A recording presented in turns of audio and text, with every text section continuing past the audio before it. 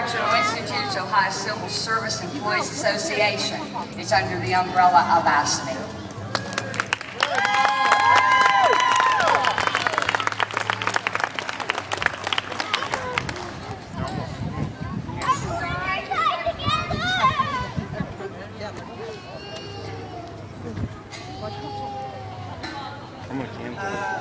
The last speaker will probably still be the only one so far to stay on time. So, power to the people! Good afternoon. My name is Corr, and I'm a hard-working, dedicated public employee, just like most of you. And I'm a proud union member. And I spend my wages in Ross County and Chillicothe, as I'm sure most of you do. It's hard to tell today, but Ross County has about 7,000 public employees, bringing about $400 million of revenue to the community. That kind of spending power keeps our local economy moving. But Senate Bill 5 jeopardizes the economy of our local communities by virtually eliminating collective bargaining and attacking public workers. Senate Bill 5 is an outright attack on our rights, wages, benefits, and ultimately our way of life.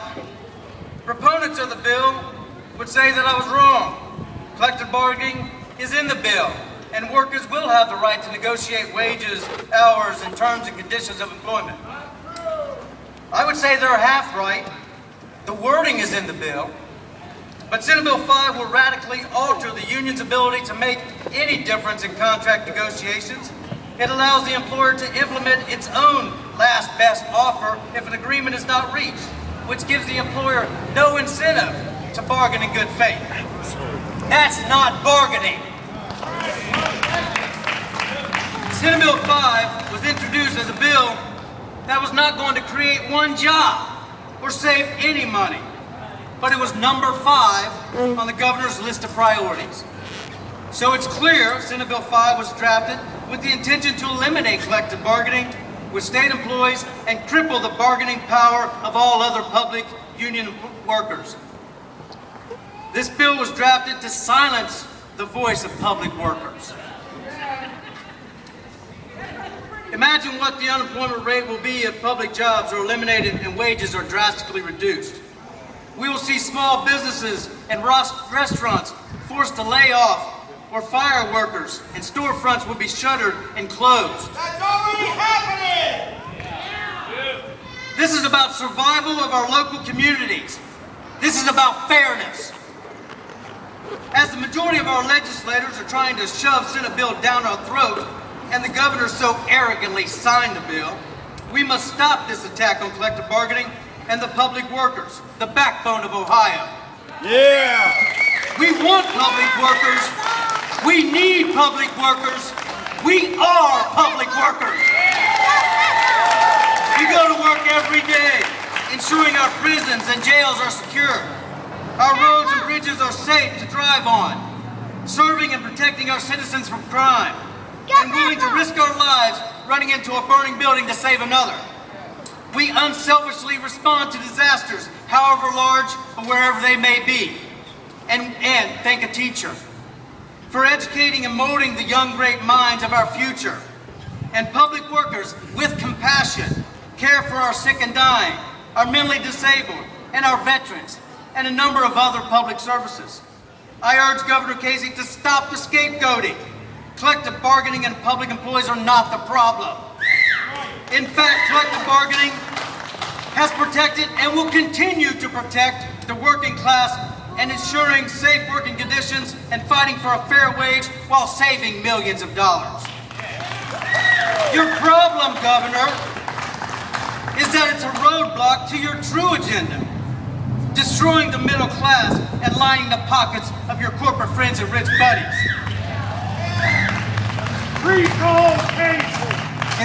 Is Representative Bob Peterson here? Representative Peterson, you quoted Abraham Lincoln in your article in the Chillicothe Gazette this past Thursday. You stated Abraham Lincoln once said, "A representative has an obligation to vote as the citizens who elected him want him to do. But if citizenry is divided, the representative must study the issue and use his own best judgment. Some would say your judgment was clouded. But setting that point aside, I recall a meeting on March 12th when you claimed the calls coming into your office were 50-50 for and against Senate Bill 5. 50-50, Bob? Really? Are you saying that for every 10 calls you received against Senate Bill 5, you received 10 calls for it? Or was that split in terms of dollars? For example, maybe for every 3,000 public worker calls you received, 3 corporate CEOs called. Yeah! Representative Peterson, in fairness, and as a representative of the people, I challenge you to sign this petition. As a matter of fact, I challenge all our elected officials and supporters of Senate Bill 5 to sign this petition. After all, this is a referendum, just simply allows the people to decide. So put your money where your mouth is.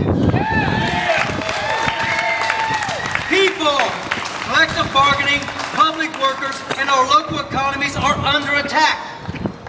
We have an arrogant governor hell-bent on breaking the back of organized labor, having no respect for public workers. He supports and signs a bill that is clearly aimed at public workers and collective bargaining. This governor is running Ohio straight for a cliff and wanting our legislators to play follow the leader. Unfortunately, some are. And we will remember them in 2012 and 2014. But I would be remiss if I didn't thank Governor John Kasich. So thank you, Governor.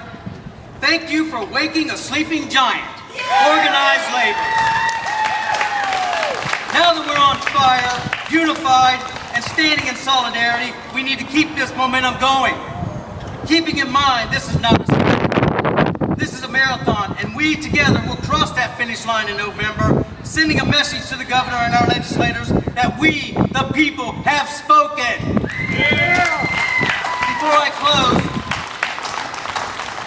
let's thank our forefathers for having the insight to recognize that our elected representatives from time to time will have their head up there, in the sand, not acting in good faith and ignoring the will of the people. These great forward thinkers wrote a democratic process that allows the people to take control. We are a government of the people, by the people, and for the people. Power to the people. Sign that Senate Bill 5 petition. Thank you. Recall Casey! I couldn't stop that after 3 minutes.